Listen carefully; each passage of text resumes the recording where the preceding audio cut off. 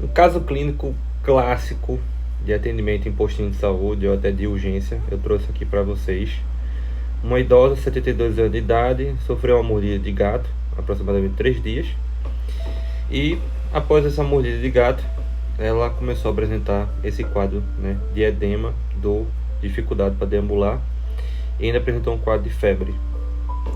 Então, todos esses sinais que ela vem apresentando, né, dor, edema, febre, tudo isso aponta a um quadro de infecção. E tentando já responder aqui de imediato, né, vocês estão diante aqui de um quadro clínico de erisipela bacteriana, proveniente provavelmente da mordida, né, do gato que essa vozinha infelizmente sofreu. O que eu quero trazer aqui para vocês é uma conexão entre o caso clínico e os estudos que vocês vêm realizando durante esse período. Eu sei que tem um pessoal que ainda nem saboreou ainda a anatomia, que ainda está no começo. Tem um pessoal que já passou aí pela imunologia, já quebrou cabeça com as interleucinas da vida. Então aqui o que eu quero trazer para vocês, né, depois da discussão que a gente teve no grupo, é para justamente vocês conseguirem encaixar os pontos. Depois de todas essas cobranças que vocês estão tendo na faculdade, vocês têm que entender que tudo isso vocês vão levar realmente para a prática clínica. Perceba que esse membro, ele está visivelmente maior do que esse outro membro. Tudo bem que ela apresenta aqui já o que a gente chama de dermatite ocre. Essa dermatite ocre ela é característica, né, de insuficiência venosa. Então possivelmente ela já tem uma insuficiência venosa em ambos os membros. E isso realmente pode acarretar edema.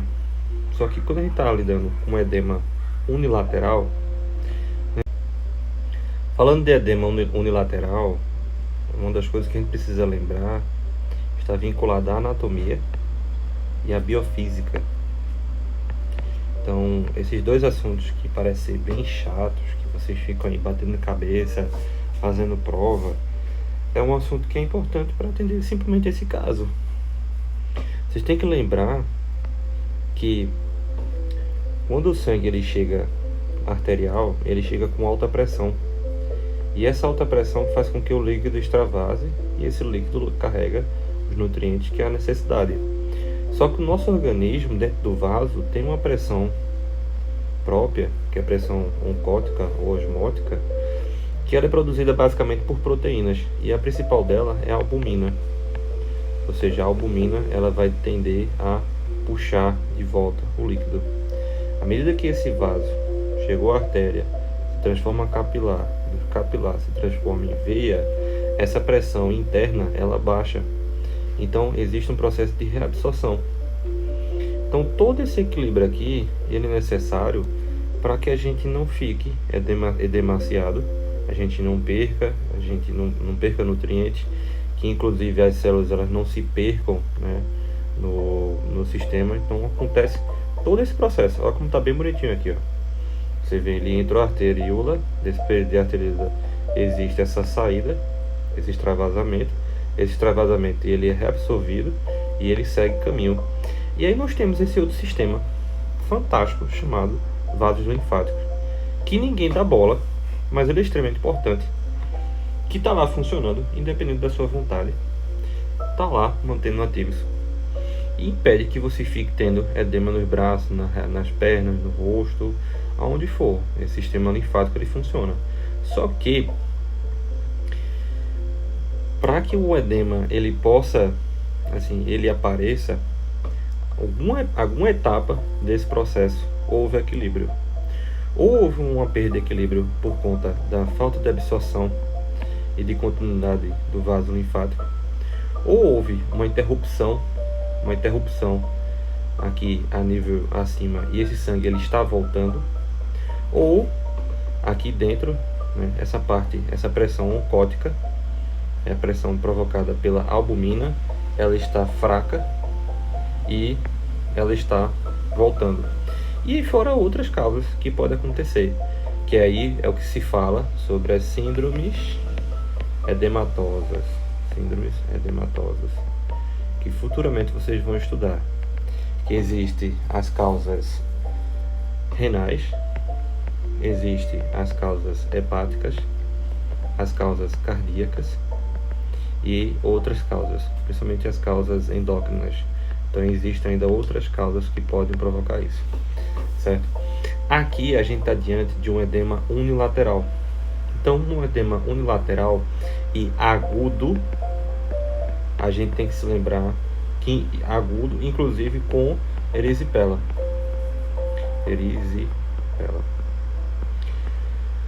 Daqui a gente tem que lembrar de basicamente duas coisas.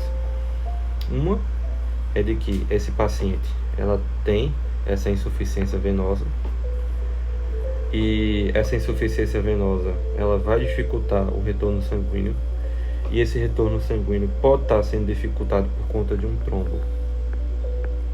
E a outra coisa é que o processo infeccioso, a erisipela, ela responde a um processo inflamatório, e esse processo inflamatório, que quem estudou aí, quem acabou de passar pela prova de imunologia vai se lembrar disso, as interleucinas, elas vão ativar as células, vão ativar os macrófagos, que vão desencadear todo o processo, né, de inflamação e de edema.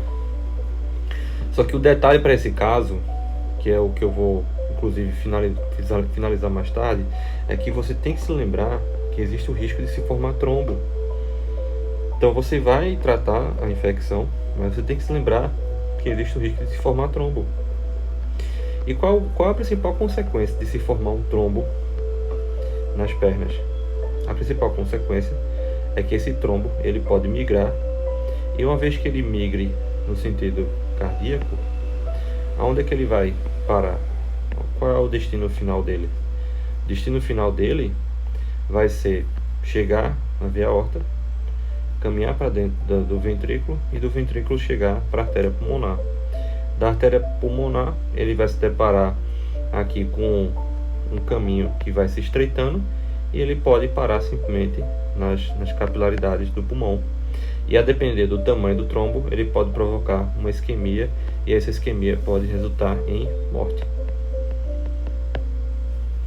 Eu tive agora recentemente um caso, né, de um paciente que está clinicamente bem, mas por conta de uma trombose nas pernas, evoluiu para um tromboembolismo pulmonar. Então a gente tem que ter cuidado quando a gente está lidando com edema unilateral.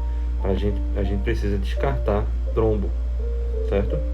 E aqui só relembrando que existe também as linfangites, só que os quadros de linfangite costuma ser um quadro crônico, e o edema costuma ser um edema duro. Então são alguns sinais que você precisa se lembrar na anamnese para poder ir eliminando essas suas dúvidas na hora que você for conduzindo o caso. E daqui, para lembrar vocês, quem acabou de estudar imunologia, as interleucinas 1 beta e interleucina 6, elas vão realizar ativação e recrutamento celular. Os macrófagos, células T, dendrícitos e células B, elas vão ser responsáveis por isso. E basicamente os macrófagos vão ativar COX-1 e COX-2, vão produzir a prostaglandina e assim gerar sinais flogísticos, principalmente dor. Então, uma das coisas que a gente tem que se lembrar é que a gente precisa, no mínimo, né, cuidar dessas prostaglandinas, principalmente tentar diminuir um pouco esse evento inflamatório, para trazer não só um conforto para o paciente, mas também tratar o problema. E aí o problema, certo? Eu tenho aqui então erisipela, e eu tenho aqui o edema que eu vou precisar investigar. E essa investigação eu só vou ter sucesso com ultrassonografia, com Doppler, certo? E aí daqui do tratamento da erisipela, eu preciso me lembrar de patologia. E aí na patologia a gente vai aprender, principalmente na parte de citologia, a gente vai se lembrar que as bactérias gram-positivas e gram-negativas, elas têm formato de parede celular diferente. Então é aqui que entra o tratamento. A gente normalmente, no tratamento da erisipela, a gente vai usar beta-lactâmicos. Por isso que o nosso colega escreveu no grupo a amoxicilina. Ela funciona, ela é uma das medidas que pode ser utilizada, certo? Assim como as cefalosporinas, certo?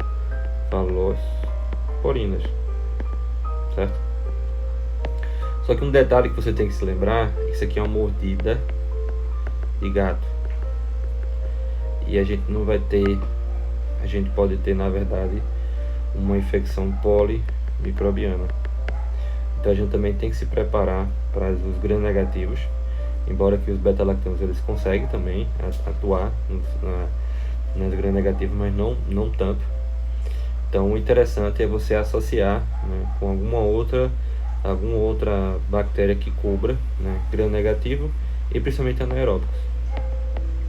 É uma escolha que pode ser feita, é a clindamicina. Então, para esse caso, que é uma mordida, algo bem específico, a gente poderia pensar nisso. Embora que, se você não tiver a clindamicina, se só tiver a cefalosporina ou se tiver o beta-lactâmico, né, você vai iniciar o tratamento de toda maneira, certo? Então, só finalizando aqui esse caso, eu tenho então uma senhora, 72 anos de idade, que evoluiu rapidamente para um quadro de erisipela com edema e dor.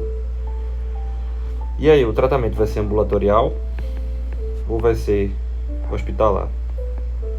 Aí daqui vai exigir algumas perguntas que precisam ser feitas que eu não tenho para te responder. Aqui vai depender um pouco, né, dos resultados laboratoriais dessa paciente. Aqui vai depender também da questão da função renal dessa paciente. E o mais importante, que é o que eu preciso, né, descartar nesse caso, que é a trombose de veias profundas. Então, um dos principais motivos de se pensar em internamento hospitalar é para a gente descartar a trombose venosa profunda para evitar que tenha um tromboembolismo pulmonar. Então, esse é um pequeno detalhe que, inclusive, eu perguntei para alguns outros alunos, né, qual é o detalhe que está faltando. Eles me responderam muito bem sobre a questão do tratamento com antibióticos, né, e sintomáticos. Esses sintomáticos, inclusive, na ideia de eliminar e diminuir os níveis de prostaglandina. Então aqui entraria, né, os AINES, anti-inflamatórios não esteroidais, os anti-inflamatórios não esteroidais, os sintomáticos. Dipirona, tramal também, tramal como opioide para controle de dor. Mas no geral, a gente tem que se lembrar, né, de descartar tromboembolismo, certo? Pois pessoal, é um caso clínico simples, prático. Vocês vão vivenciar bastante e veja como você precisou usar grande parte, né, dos seus conhecimentos médicos para uma coisa bem cotidiana, médica.